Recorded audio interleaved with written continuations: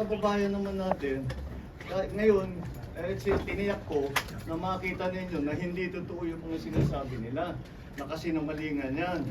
Kaya mula ngayon, yung mga taong yan na nagsabi sa inyo na may sakit ako, na baldado na ako, alam ninyo, puro sinungaling yung mga yan. Kaya't lahat ng sasabihin ng mga yan, kasinungalingan. Kaya't huwag nyo nang paniwalaan kung sino man yung mga yun. Now you know who the liars are and who is telling the truth. And once again,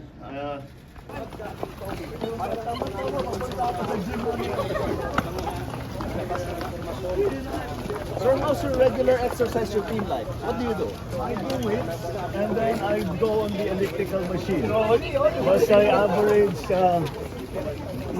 more or less, I work towards a heart rate. So 130 beats per minute. And that's daily, sir? No, How often, sir? I try for 4 times a week.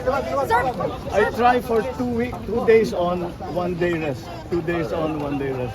Sir, before you were very quiet about answering your bashers and trolls. What was the breaking point? What was the tipping point? Bakit po kayo nag-decide to attack it otherwise today?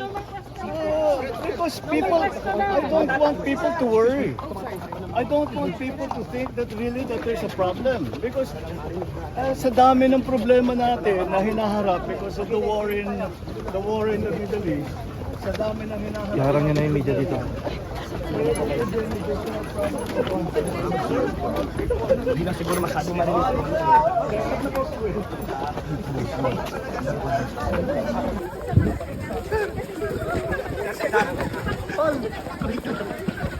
Sir, may